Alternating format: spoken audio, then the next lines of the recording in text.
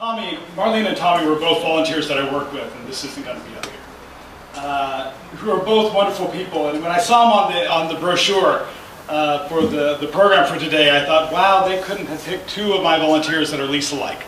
And you probably got a little bit of it when you saw them on the screen.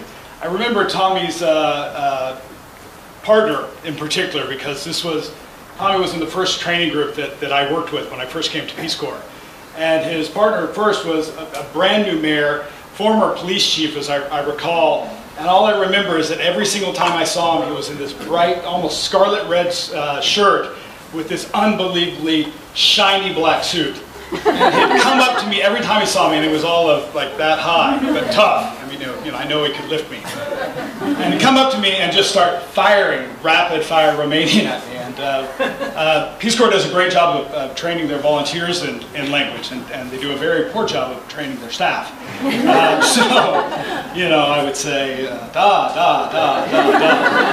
And he never got that I, never said anything other than da. And every single time, including the workshop, and I remember him at the workshop too, because I walk in and his eyes get all bright, and he runs up and da, da, da, da, da. But yeah, Tommy was a great volunteer, Marlene's a great volunteer, and it's wonderful to be here hearing these stories about this great program that obviously I love so much. So let me get started with the formalities. Ambassador Pendleton. By the way, my formalities got a lot shorter, which is good. Ambassador Pendleton, fellow country directors, past and present, and mostly to the great volunteers, trainees, partners, home safe families, and friends. There's no professional affiliation that I have in my entire career that brings me more pride than my connection to Peace Corps Moldova. Indefinitely. Today we're celebrating a 20-year heritage of people-to-people partnership that, as recently as 25 years ago, could not have existed. Partnership between people of a nation that 25 years ago had never really existed. And partnership with people of another nation that those very same people had been taught for many years were their enemies. When I think back to your days, Ambassador Pendleton and Justine, I think of how unbelievable that must have been. And 15 years later, when I show on the scene, it's still unbelievable. It's still improbable. Most of us in this room grew up in a time when, A, we didn't know where Moldova was, of course on our side. It didn't exist, and the thought that Americans and people of the former Soviet Union would live together, would work together, would teach together, would form businesses together, imagine that. Really, it's just incredible. I'm going to partially retell a story because it's on the screen, and I'll try to go through it quickly. But 3 years ago, roughly, I look up, and I'm sitting at the country director desk that Janet occupies now, and I look up and there's this wonderful, intelligent, bright-looking woman standing in my doorway, looking expectantly at me, and I look up and I try to be nice and friendly to anybody who comes to my office, and I invite her in, and she sits down and she starts talking to me, and eventually she gives me this look and she says, "You don't know who I am, do you?" Like, no, I don't know who you are. Well, this is the first I heard, because she has an appointment, but nobody had informed me. So yeah, this wonderful person comes in to have this talk with me, and it's the very first ambassador to Moldova. And she sits down and she takes time out of a very busy schedule to tell me the story that she told you, which I think is just an amazing story, and it really touched my heart at that time, and it gave me energy. We were about a year or two out of the 50-year anniversary of Peace Corps Worldwide, and I thought, wow, here I've been in this chair for about 3 years and nobody's told me the founding of the country. And she tells this fabulous story about the very first president of Moldova and her founding Peace Corps. And I thought, this is our first partnership story. It's right here. And it's so appropriate for Peace Corps Moldova that it happened this way, and that it happened against all odds, and that it was improbable. And that she does this fantastic turn of phrase, which she got in her talk, where at the last minute she tweaks Peace Corps and we get it. And I think Janet and Justine and I probably have all had our experiences where we thought, okay, I got him. I got what I wanted out of them. They were ignoring us again, and we're too important to ignore. This is too... We won. We won. So I've been asked as a former staff member to speak about Peace Corps Moldova in 2008. So we're roughly 15 people in, which is about right, because that gets you roughly to when I show up. So even though on the program it says that I was country director from 2008 to 2012, that's actually partially incorrect. I originally started out in Moldova as the programming and training officer. So Ryan back there remembers me coming on in those days under that position. And that's now the director of programming and training, which Alex holds that position. One definitive strength that I saw when I first got in and looking around is that Peace Corps Moldova doesn't lose its staff very much. And so we still, to this day, have a whole lot of staff members, a number of staff members that we already figured out that Justine hired. So Peace Corps Moldova staff members stay around. But I do want to say the few people that I got to bring on board because I'm proud of that. I got to bring on board both Violetas, Sasha, Christina, Olesia, Iwan, and Magdalena. And so, probably more than anything else, that's a legacy that I'm intensely proud of, is those people. And then, of course, I got to work with the fabulous people that I found here. So, generally, when I talk about Peace Corps staff here in Moldova, I talk about people being great. And we have a great staff here. And, let's see, is he here? He's not here, is he? Dang it, okay. So my joke is on a specific person who's not in the room, but I'll tell him.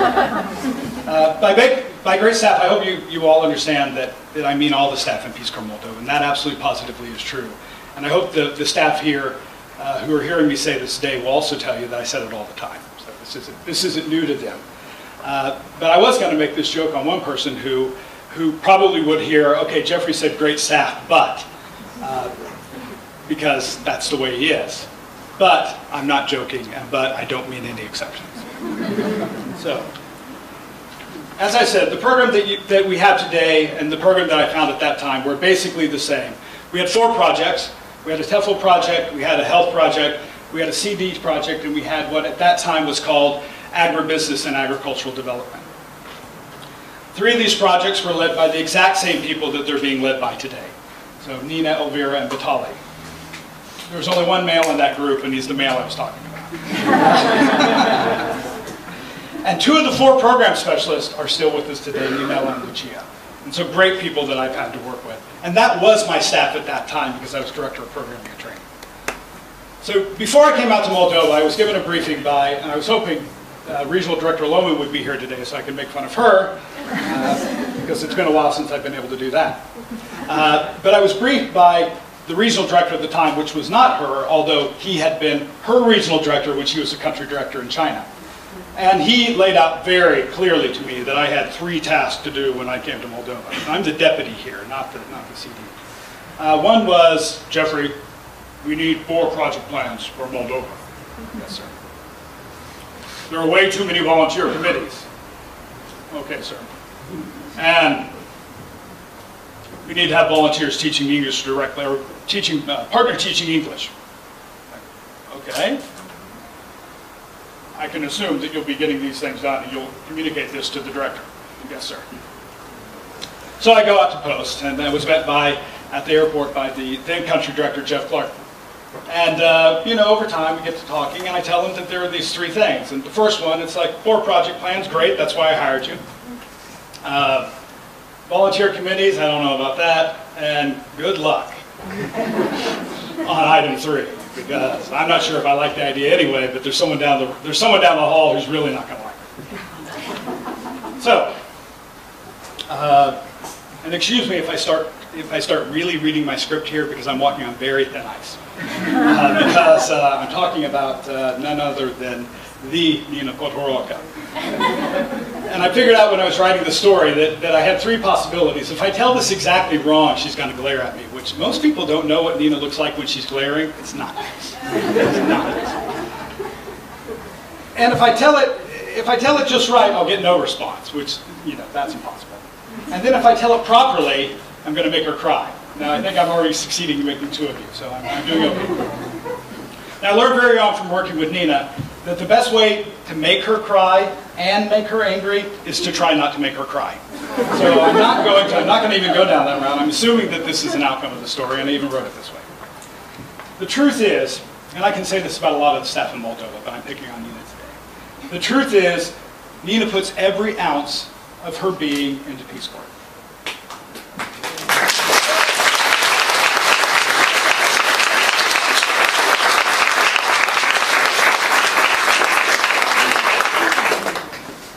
And if you think she didn't have any more ounces to give, because I said every, she puts every ounce of her being into education in Moldova. And we got her from the Ministry of Education, and that was great. And then she doubles and triples all those ounces that she can possibly get, and she puts that into developing and supporting the volunteers in the project. This person could not give more. And I think I put this joke later in, but I'm going to tell it now. This is a joke that I couldn't find the proper place to put it, but I found it here. Is what I wanted to say is, even though we're at 20 years of history in Peace Corps Moldova, we've got 2 staff members in this room, at least, that have 50 years of timesheets of giving service to Peace Corps in Moldova. And we have timesheets to prove that, and that's Nina and Elvira.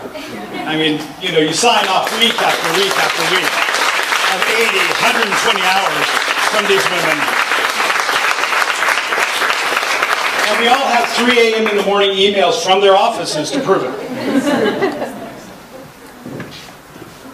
So one easy way to upset this fabulous professional is to suggest, maybe, just maybe, there's something important about the way she's managing her project that she could do differently. Bad step.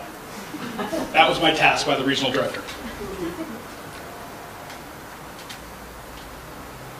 Anyway, suggesting moving our TEFL project, which at that time, and it's interesting to hear you talk, at that time had become a project where our volunteers just taught pretty much alone in classrooms. So it was one volunteer teaching English alone. So to suggest, after 15 years of Nina guiding and putting everything she has into this project to something pretty dramatically different, was really calling into question. You know, and I was sent on a fool's errand to do it, but really calling into question somebody who cared a lot more at that time than I did about the way things would happen. And as you can expect, and if anybody's gone in to try to get Nina to do something different and think that she's not ready for you, you're wrong. Because she said, Jeffrey, well, we thought about that, and let me go through the reasons why. And then she could list one after another, after another, after another, after another, after another. So see, this is the reason why this isn't really the good idea. Okay. Go back. Okay, I got to think about how to approach this differently. Next time I get the opportunity to talk to Nina, Nina says 10 or 20 more reasons that she had thought of since I had last thought of it. I'd come up with 1 or 2 reasons to change her mind. And so really I was getting frustrated. And it's like, wow, you know, I've got a regional director that has this pressure on me. There are volunteers who are raising questions. You know, this is really, I'm on a fool's errand. And I try one more time and I make Nina cry, which isn't the first time, but it's one of the worst times up to this point. And I go home, and really, I'm up a good part of the night thinking, you know, this is it. I'm not going to make any progress here. I'm not winning this battle. The next morning, I get into the office, and Nina's basically pacing outside my office. It's like, this is not good. I am in trouble. And she comes in, and she says, Jeffrey, I stayed up all last night. Like, oh God, I only stayed up part of last night. And she's almost out of breath. I mean, she's been pacing. And she says, she stayed up all last night, and she decided team teaching is the right thing to do. I'm like, whoa, I didn't see that one coming. And then she starts in her very Nina way again, verbally explaining exactly how she's going to do it. First we're going to do this, and then we're going to do that, and then we're going to do this, and we're going to start training, and she wraps it all up with, and then we're going to roll the program out at the end of the summer. It's like, what program, Nina? Team teaching. It's like, to the new trainees. No. What do you mean? Jeffrey, it's the right thing to do. So we need to do it for everyone. Like, oh, Nina.